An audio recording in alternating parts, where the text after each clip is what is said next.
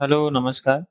एक बार फिर से स्वागत करते हैं अपने चैनल PC07 एग्ज़ाम पर, जहां हम लोग देख रहे हैं सारथी सिलेक्शन तक जो यूपी ट्रिपल एससी फार्मासिस्ट की वैकेंसी आई हुई है, उन्हीं का हम लोग सिलेबस कवर कर रहे हैं, जिसमें कि हम लोग आज देख रहे हैं फार्मास्यूटिक्स का पार्ट 3, जिसमें हमारा टॉपिक रहने वाला है respiratory stimulants.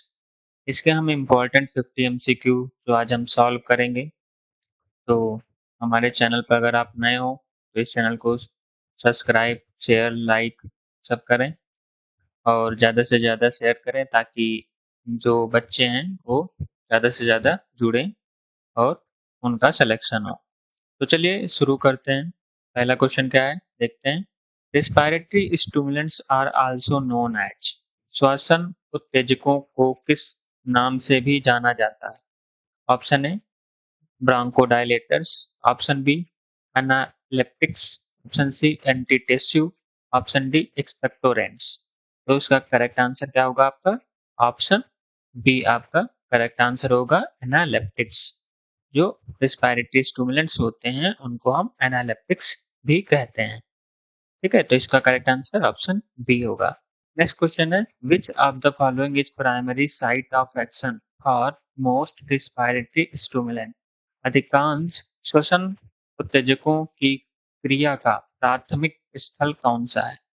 Option A cerebral cortex, option B medullary respiratory centre, option C spinal cord, option D cerebellum. तो इसका करेक्ट आंसर क्या होगा? जो रिस्पायरेटरी स्टिमुलेंट्स होते हैं उनकी प्राइमरी साइट जो होती है वो आपका रहता है मेडुलरी रिस्पायरेटरी सेंटर। ठीक है, तो करेक्ट आंसर ऑप्शन बी आपका रहने वाला है। नेक्स्ट क्वेश्चन क्या है? Next question theophylline is classified in ATC under which group for its respiratory stimulant action?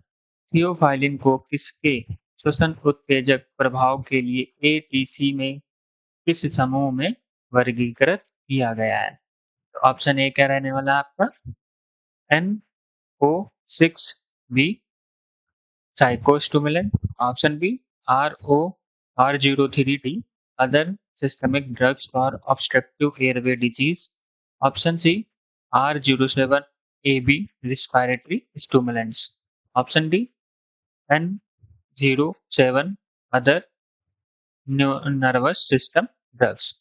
तो इसका करेक्ट आंसर क्या रहने वाला है? ऑप्शन बी आपका करेक्ट आंसर रहने वाला है। जो थियोफाइलिन है उसका क्लासिफिकेशन एटीसी के अंडर में हम other systemic drugs for obstructive airway disease में रखते हैं। ठीक है, तो इसका करेक्ट आंसर क्या है? Option D. नेक्स्ट क्वेश्चन है आपका which drug is a non selective adenosine receptor antagonist use mainly as a CNS stimulant? कौन सी दवा एक गैर चयनात्मक एडेनोसिन रिसेप्टर प्रतिपक्षी है जिसका उपयोग मुख्य रूप से सीएनएस उत्तेजक के रूप में किया जाता है? Option A doxapram, option B theophylline, option C caffeine, option D lobeline. तो इसका करेक्ट आंसर क्या होगा? यहाँ पे पूछा गया है कि कौन सी drug non selective adenosine receptor antagonist होती है जो सीएनएस पर स्टिमुलेट करती है मेनली। तो वो कौन सी होती है आपका? ऑप्शन सी कैफीन जो होती है।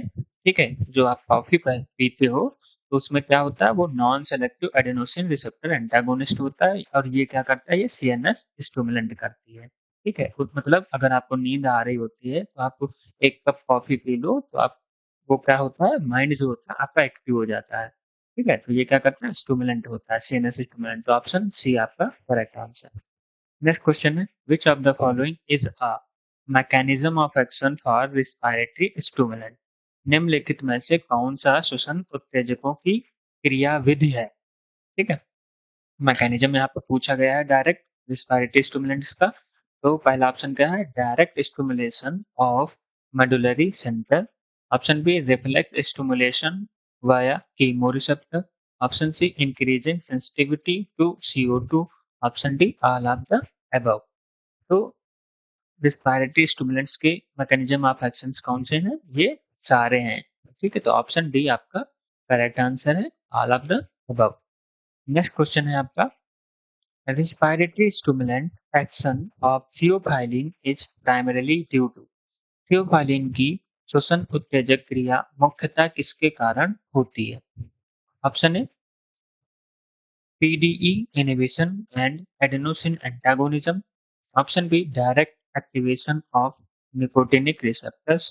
Option C blockage of sodium channels. Option D release of histamine. तो यहाँ पे पूछा क्या गया है, रिस्पायरेटरी स्टिमुलेंट एक्शन थियोफाइलिन का जो प्राइमरी कारण है वो किसकी वजह से है?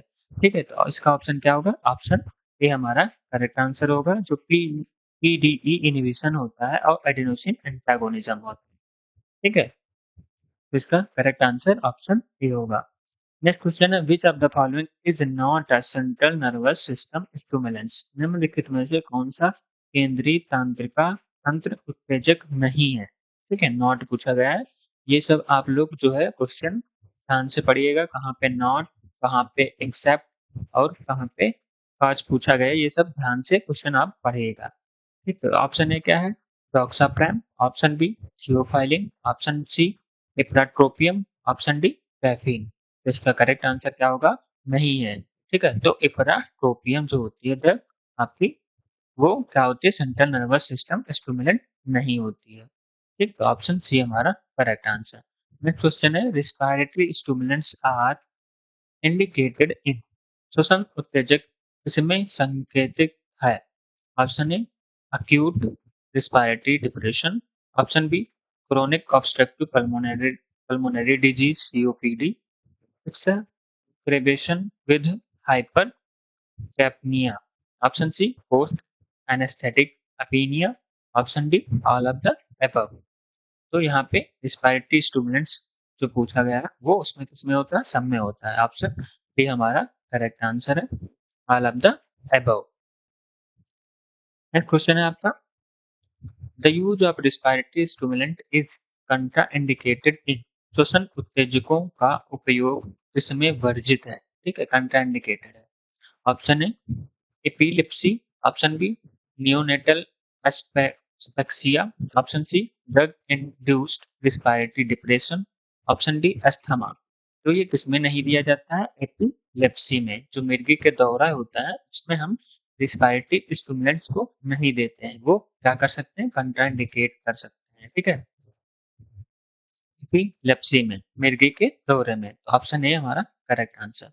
नेक्स्ट क्वेश्चन है, which drug is known to increase the force of contraction of the diaphragm. कौन सी दवा डायफ्राम के संकुचलन बल को बढ़ाने के लिए जानी जाती है? ठीक है, ऑप्शन है doxapram. Option B theophylline. Option C lobeline. Option D nikethamide. इसका करेक्ट आंसर क्या होगा आपका? ऑप्शन बी, जो थियोफाइलिन होती है वो क्या करते हैं? आपके जो डायफ्राम होता है, ठीक है, डायफ्राम के कॉन्ट्रैक्शन को ये बढ़ा देती है। ठीक है, मतलब ताकि जितना भी है एक्सेल करने में उसको आसानी हो जाए। ठीक है, तो ये क्या होता है? थियोफाइलिन जो होती है वो बढ़ाती है। ऑप्शन बी हमारा correct answer. Next question, doxapram produce respiratory stimulation primarily by action on. ठीक है, डॉक्साप्राम मुख्य रूप से किस पर कार्य करके श्वसन उत्तेजना उत्पन्न करता है? तो इसका करेक्ट आंसर क्या है? Option A central medullary centres. Option B peripheral carotid chemoreceptor. Option C pulmonary stretch receptor. Option D vagus nerve. इसका करेक्ट आंसर क्या होने वाला है? जो डॉक्साप्रेम होता है वो पेरिफेरल कैरोटिड कीमोरिसेप्टर पर वर्क करती है, जो कि ये क्या करेगा? ये प्राइमरी मुख्यतः रिस्पायरेटरी स्टिमुलेट करेगा। ठीक है, रिस्पायरेशन को ये बढ़ाएगा। ऑप्शन बी हमारा करेक्ट आंसर। नेक्स्ट क्वेश्चन है, at high dose doxapram also stimulates the. अगर जो खुराक है उसका बढ़ा दिया जाए पावर, ठीक है, तो डॉक्साप्राम इसे भी उत्तेजित करता है, ये पूछा गया है। तो ऑप्शन ए क्या है? Spinal cord only. Option B central respiratory centre in the medulla. Option C cerebral cortex. Option D limbic system. तो ये डॉक्साप्राम किसको स्टिमुलेट कर सकता है? उसके अलावा रिस्पायरेशन के, तो ये सेंट्रल रेस्पिरेटरी सेंटर को मेडुला में भी उच्चेत उत्तेजित कर सकता है। ठीक है? तो ऑप्शन बी हमारा करेक्ट आंसर है। नेक्स्ट क्वेश्चन है, the molecular mechanism of doxapram involves inhibition of. Doxapram की आण- आणविक क्रियाविधि में किसका अवरोध शामिल है? ऑप्शन है सोडियम चैनल का, ऑप्शन बी कैल्शियम चैनल का, ऑप्शन सी टीएएस के potassium channel in carotid body types first cell, option D chloride channel का। तो इसमें पूछा गया है, इस मैकेनिज्म में जो डॉक्साप्रेम का मैकेनिज्म है उसमें इसका इन्वॉल्वमेंट नहीं है। ठीक है, तो इसका इन्वॉल्वमेंट नहीं है टीएएस के potassium channel in carotid body type first cell का। तो ऑप्शन सी हमारा करेक्ट आंसर होता है। नेक्स्ट क्वेश्चन है आपका, doxapram is indicated for the treatment of. जो डॉक्साप्राम है किसके उपचार के लिए संकेतित है, मतलब उसका हम नहीं कर सकते हैं, इंडिकेट करता है, किसके लिए इंडिकेट करता है। ठीक है, तो ऑप्शन ए क्या है, chronic asthma, option B post anaesthetic respiratory depression, option C cardiac arrest, option D sleep एपीनिया।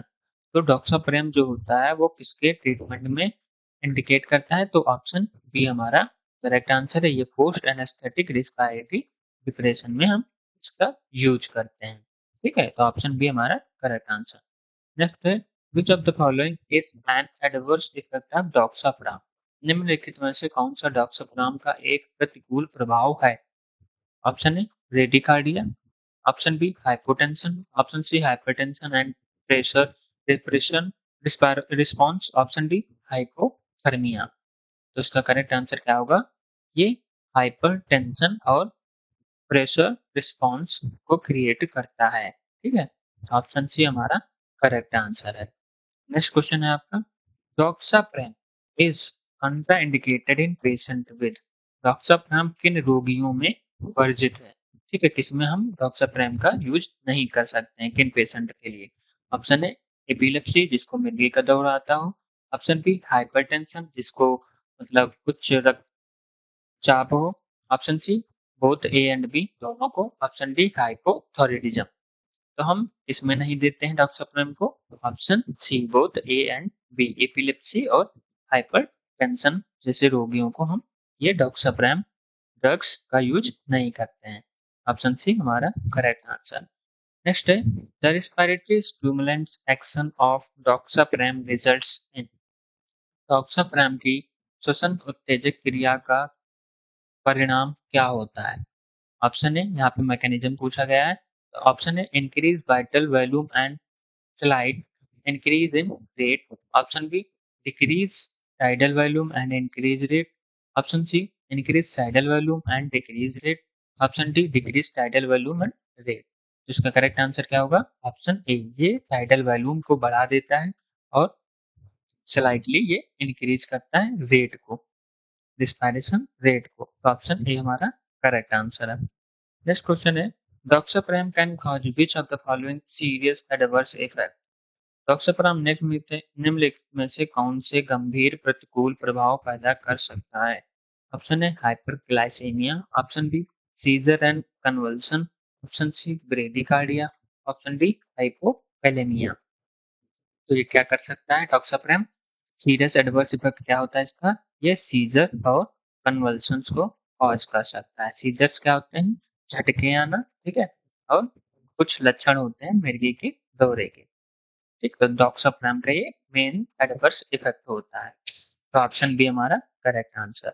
Next question है, the use of doxapram is limited in clinical practice because. नैदानिक अभ्यास में डॉक्साप्राम का उपयोग सीमित है क्योंकि इट इज एक्सपेंसिव, ये महंगी होती है, option B it does not reduce mortality, ठीक है, ये मोर्टेलिटी को रिड्यूस नहीं कर सकती है, it cause severe allergic reaction, इसके सीवियर एलर्जिक रिएक्शन होते हैं, option D it has a very short duration of action. तो इसमें क्या होता है, इसमें जो होता है ऑप्शन बी हमारा करेक्ट आंसर है, ये जो होता है मोर्टेलिटी को रिड्यूस नहीं कर पाती है। ठीक है, तो इसका ये लिमिटेशन है, ऑप्शन बी हमारा करेक्ट आंसर। नेक्स्ट क्वेश्चन है, doxapram should be used with caution in patient with. Doxapram का उपयोग किन रोगियों में सावधानी से किया जाना चाहिए? Option A coronary artery disease, जिनको हार्ट से प्रॉब्लम है, हार्ट रिलेटेड, ठीक है। ऑप्शन बी अस्थमा, जिनको अस्थमा है। Option C hepatic impairment. Option D renal impairment. तो उसका करेक्ट आंसर क्या है? Option A coronary artery disease, ठीक है। जिनको हार्ट की प्रॉब्लम है उनमें हम डॉक्साप्राम का यूज नहीं करते हैं, ठीक है। करते भी हैं तो बहुत ही मतलब सावधानी से किया जाता है। तो ऑप्शन ए हमारा करेक्ट आंसर है। नेक्स्ट क्वेश्चन है आपका, निकिथालामाइड कोरामाइन एक्ट बाय, ठीक है। निकेथामाइड कोरामाइन किस प्रकार कार्य करता है? Option A only direct stimulation of medullary centre. Option B only reflex stimulation via chemoreceptor. Option B option C both direct and reflex stimulation. Option D peripheral muscle stimulation. तो इसका correct answer क्या होगा? ये दोनों तरह से direct और reflex stimulation दोनों तरह से कार्य करता है, ठीक है। तो ऑप्शन सी हमारा करेक्ट आंसर। नेक्स्ट क्वेश्चन है, nikethamide is known to increase the sensitivity of the respiratory centre to. Nikethamide श्वसन केंद्र की किसके संवेदनशीलता बढ़ाने के लिए जाना जाता है? Option A oxygen. Option B carbon dioxide. Option C nitrogen. Option D hydrogen ions. तो जो ये निक्लेथामाइड है, ये इसकी सेंसिटिविटी बढ़ा देता है रिस्पायरेटरी सेंटर में, तो ये कार्बन डाइऑक्साइड्स की, ठीक है। ऑप्शन बी हमारा करेक्ट आंसर है। जो कार्बन डाइऑक्साइड्स होते हैं, ठीक है, उनके आयंस की ये अ, जो संवेदनशीलता है, सेंसिटिविटी है, उनको ये बढ़ा देते हैं। तो ऑप्शन बी हमारा करेक्ट आंसर। नेक्स्ट क्वेश्चन है, nikethamide has also been used as an enzyme inducer in the treatment of. Nikethamide का उपयोग किसके उपचार में एंजाइम इंड्यूसर, ठीक है, मतलब एंजाइम इंड्यूसर की तरह काम करता है? Option A neonatal jaundice. Option B tuberculosis. Option C malaria. Option D diabetes mellitus. तो ये इसमें एंजाइम इंड्यूसर की तरह काम करता है। तो ये नियोनेटल जॉइंटिस जो होती है छोटे बच्चों में, उनमें ये क्या करता है, ये एंजाइम इंड्यूसर की तरह वर्क करता है निकेथामाइड, ठीक है। तो ऑप्शन बी ए हमारा करेक्ट आंसर। नेक्स्ट क्वेश्चन है, which of the following is a CNS stimulant with a broader mechanism including PDE inhibition. निम्नलिखित में से कौन सा एक सीएनएस उत्तेजक है जिनमें पीडीई अवरोध साहित सहित एक व्यापक क्रियाविधि है? ऑप्शन है doxapram. Option B lobeline. Option C theophylline. Option D nikethamide. तो इसका करेक्ट आंसर क्या होगा आपका? ऑप्शन सी, जो थियोफाइलिन होता है वो क्या करता है, ये सीएनएस स्टिमुलेंट है, ठीक है। तो इसका ब्रॉडर मैकेनिज्म इंक्लूड होता है पीडीई इनहिबिशन। ऑप्शन सी हमारा करेक्ट आंसर। नेक्स्ट क्वेश्चन है, theophylline is known to relax bronchial smooth muscle by. तो थियोफाइलिन ब्रोंकियल चिकनी पेशी को किस प्रकार स्थिर करता है, ठीक है, मतलब रिलैक्स करता है थियोफाइलिन? तो option A beta 2 adrenergic stimulation करके। Option B PDE inhibition and adenosine antagonism. Option C muscarinic receptor को ब्लॉक करके। Option D mast cell stabilisation. तो इसका करेक्ट आंसर क्या होगा? ये पीडीई इनहिबिशन को क्या करेगा, 1 मिनट। तो ये पीडीई इनहिबिशन को और एडिनोसिन एंटागोनिज्म की तरह वर्क करता है, ठीक है। तो ऑप्शन बी हमारा करेक्ट आंसर होता है। जो थियोफाइलिन होता है वो पीडीई इनहिबिशन करता है और एडिनोसिन को एंटागोनिज्म करता है। Next question, the narrow therapeutic index of theophylline means. जो थियोफाइलिन के संकीर्ण चिकित्सीय सूचकांक का अर्थ है? It is a very safe, बहुत सेफ है। Small, option B small difference between effective and toxic dose. Option C it has no side effect. Option D it is always given intravenously. तो इसका करेक्ट आंसर क्या होगा? ये small difference होता है between effective and toxic dose का। जो narrow therapeutic index होता है थियोफाइलिन का, उसमें क्या होता है, ये स्मॉल डिफरेंस होता है इसके बीच का, इफेक्टिव और टॉक्सिक डोज का, ठीक है। जैसे कि ये हमारा एयूसी चार्ट है एरिया अंडर कर्व, यहाँ पे क्या है, ये आपका इफेक्टिव इफेक्टिव डोज होती है, ठीक है। ये आपकी क्या होती है, टॉक्सिक डोज होती है। तो यहाँ पे क्या होता है, ये जो विंडो है, थेरापेटिक विंडो, ये हमें बताता है कि यहाँ पे इस ड्रग का इतना इफेक्ट होता है, ये टॉक्सिक है, ठीक है। अगर इसके ऊपर चली जाएगी तो ये टॉक्सिक डोज हो जाएगा, और इसके नीचे अगर रहेगी इस लाइन पे तो ये हमारा इफेक्टिव डोज रहता है, ठीक है। तो ये हमें बताता है। ऑप्शन बी हमारा करेक्ट आंसर। नेक्स्ट क्वेश्चन है, which is a common side effect of theophylline at therapeutic dose. चिकित्सीय खुराक पर थियोफाइलिन का एक सामान्य दुष्प्रभाव क्या है? Option A nausea and gastrointestinal upset, option B respiratory depression, option C bradycardia, option D muscle weakness। उसका करेक्ट आंसर क्या होगा? ये nausea और gastrointestinal को अपसेट कर देता है, ये हमारा थियोफाइलिन का कॉमन साइड इफेक्ट है, ठीक है, ये ध्यान रखिएगा। नेक्स्ट क्वेश्चन है आपका, which drug interaction is significant by theophylline. Theophylline के साथ कौन सी दवा अंत क्रिया महत्वपूर्ण है? ऑप्शन है increase metabolism by phenytoin, option B decrease metabolism by cimetidine, option C both and B, option D no significant interaction। इसका करेक्ट आंसर क्या होगा? ऑप्शन सी, ये दोनों जो है करेक्ट आंसर है, मतलब इंक्रीज मेटाबॉलिज्म बाय यूथाइनिन फिनाइथोइन, ऑप्शन बी क्या है, decrease metabolism by cimetidine.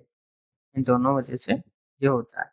Option C हमारा correct answer. Next question, theophylline is contraindicated in patient with, theophylline किन रोगियों में वर्जित है? Option A active peptic ulcer disease वाले पेशेंट में, option C seizure disorders, option C hyperthyroidism, option D all of the above. तो ये जितने भी बीमारियां लिखी हुई हैं, ऑप्टिक अल्सर होती है, सीजर्स, हाइपरथायराइडिज्म, इन सब में ये जो थियोफाइलिन है कंट्राइंडिकेटेड है, ठीक है। मतलब इन इसको थियोफाइलिन देने से इन सभी रोगियों में हमें कंट्राइंडिकेशन देखने को मिलेगा। ऑप्शन सी डी हमारा करेक्ट आंसर है। नेक्स्ट क्वेश्चन है, respiratory stimulants like doxapram and nikethamide provides. Doxapram और निकोथामाइड्स जैसे श्वसन उत्तेजक क्या प्रदान करते हैं?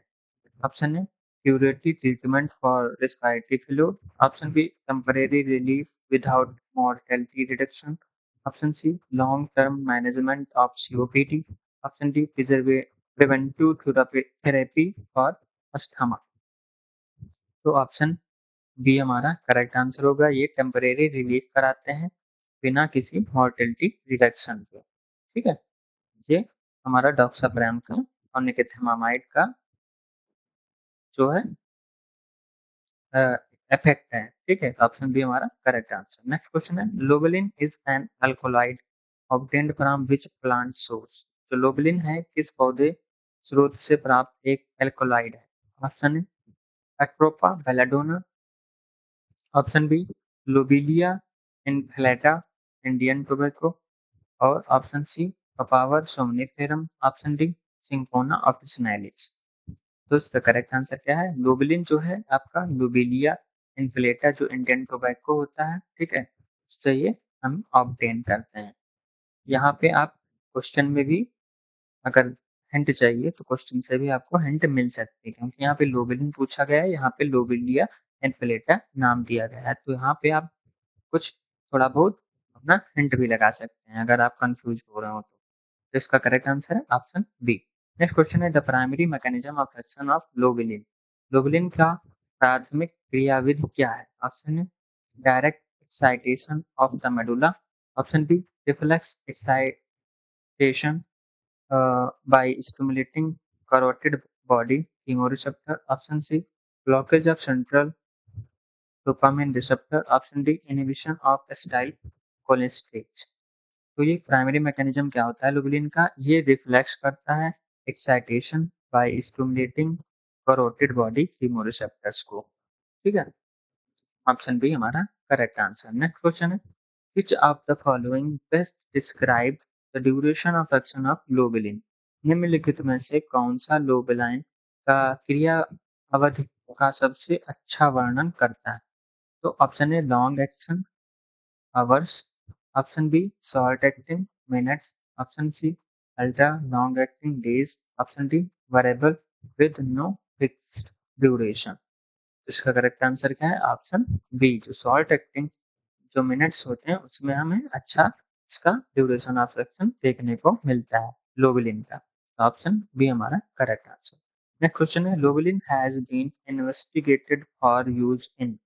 लोबलिन का किसमें उपयोग के लिए अध्ययन किया गया है?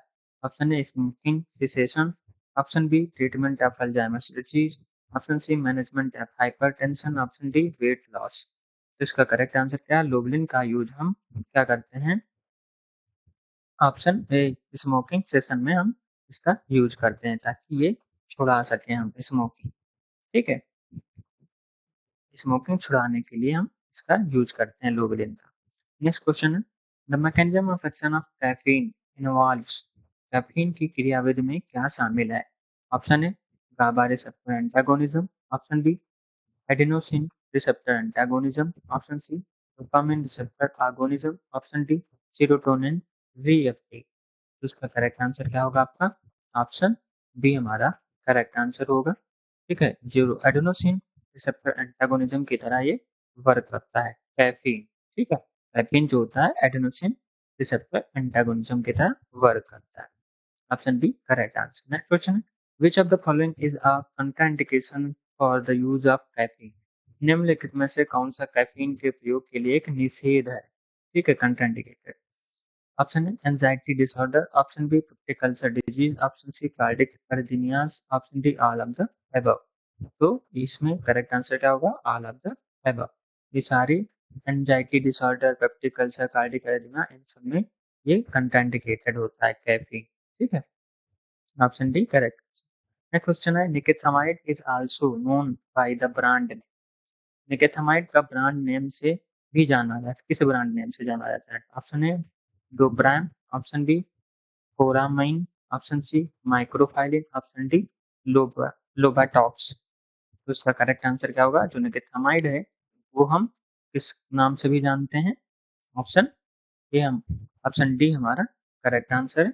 जो लोबोटैक्स होता है उसको भी हम, ये ब्रांड नेम होता है आपका निकेथामाइड का। ठीक है, निकेथामाइड का ये लोबाटैक्स जो होता है ब्रांड नेम है। इसको आप याद रख लीजिए क्योंकि ये क्वेश्चन आपको आने वाला है। सॉरी सॉरी, गलत हो गया थोड़े,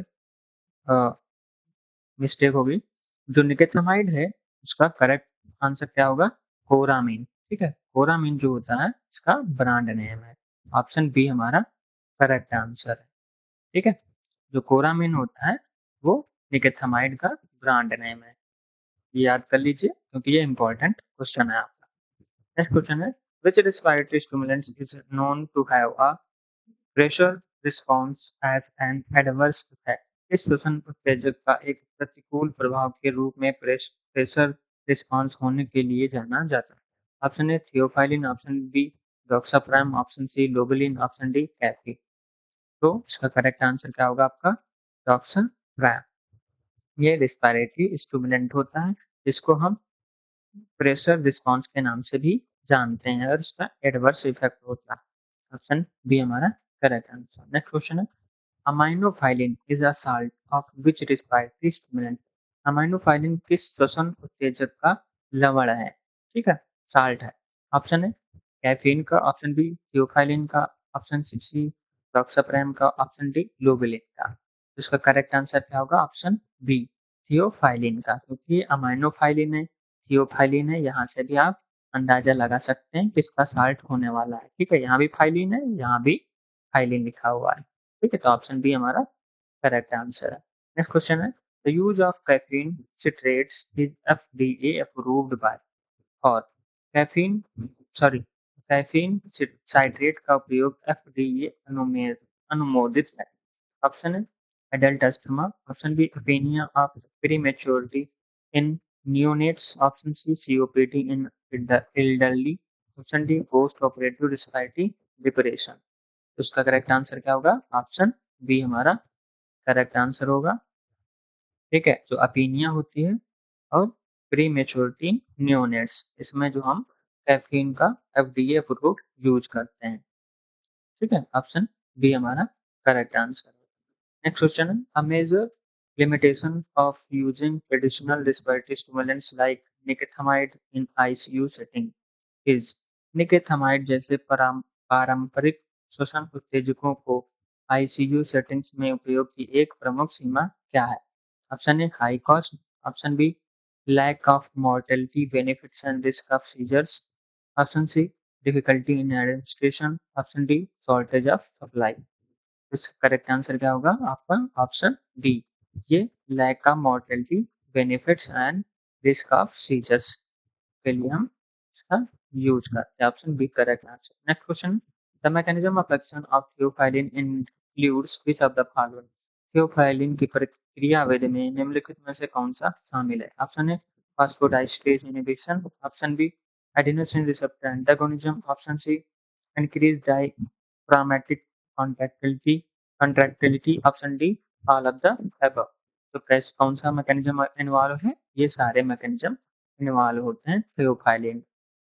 ठीक है? Option D correct answer. Next question है, a patient on theophylline develop seizure and supraventricular tachycardia, this is likely due. एक रोगी को थियोफाइलिन पर दौरे और सुप्रावेंट्रिकुलर टैकीकार्डिया होता है। यह संभवतः किसके कारण है? ऑप्शन ए थेरेप्यूटिक इफेक्ट के कारण, ऑप्शन बी एलर्जिक रिएक्शन के कारण, option C drug toxicity, option D drug withdrawal के कारण। तो ये किसके कारण होता है? ड्रग टॉक्सिसिटी के कारण होता है। ठीक है? ऑप्शन बी सी हमारा करेक्ट आंसर। नेक्स्ट क्वेश्चन है, the effect of doxapram on respiratory parameters is characterised by. Doxapram का श्वसन मापदंडों पर प्रभाव किसके द्वारा विशेषता है? Option A increase tidal volume primarily, option B increase respiratory rate primarily, option C equal increase in both rate and volume, option D no change in minute ventilation. तो इसका करेक्ट आंसर क्या होगा? ऑप्शन ए, ये increase कर देता है tidal volume को। ठीक है, डॉक्साप्राम। तो ऑप्शन ए करेक्ट आंसर है। नेक्स्ट क्वेश्चन है, which of the following drug is a nicotinic receptor agonist that stimulates respiration by activating peripheral chemoreceptors?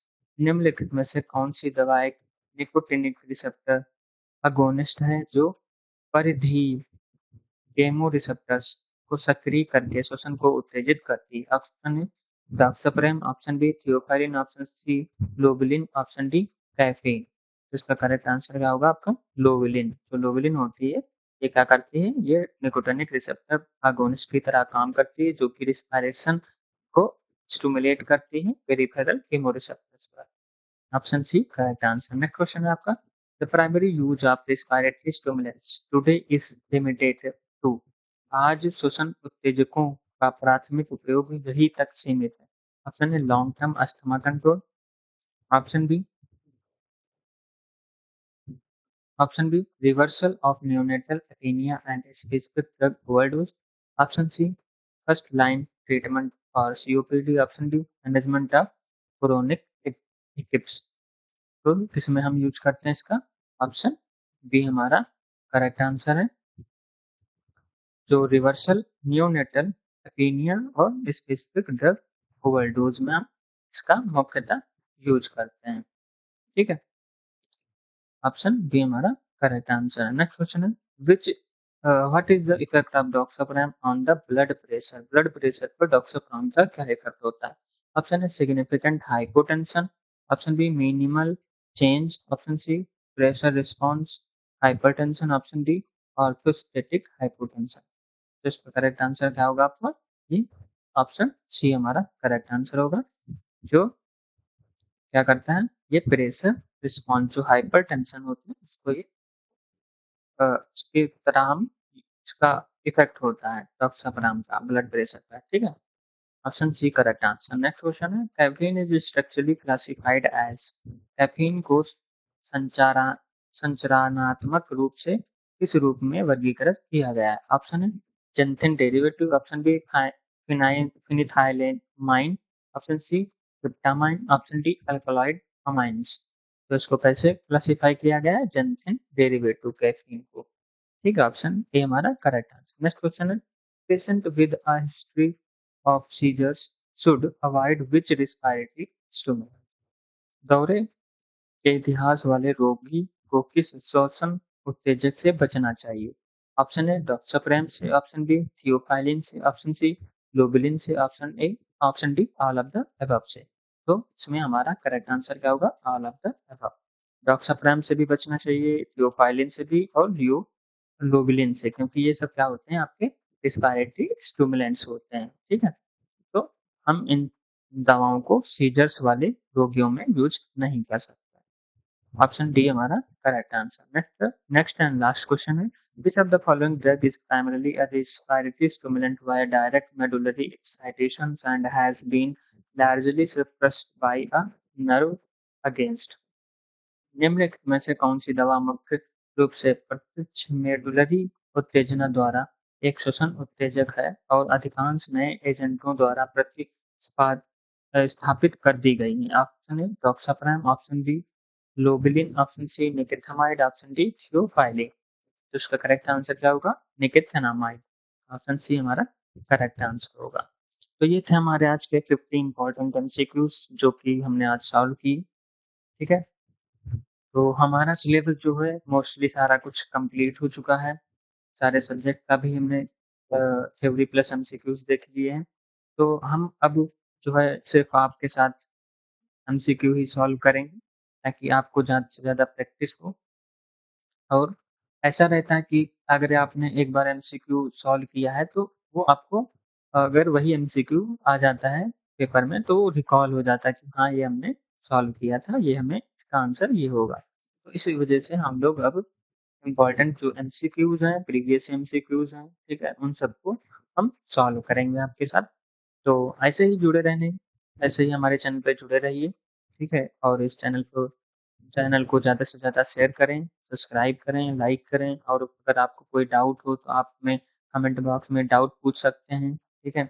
अगर अ, आपको टेलीग्राम चैनल पे आप इन सब की पीडीएफ भी अवेलेबल करा देंगे, वहाँ से आप पीडीएफ भी डाउनलोड कर सकते हैं, ठीक है?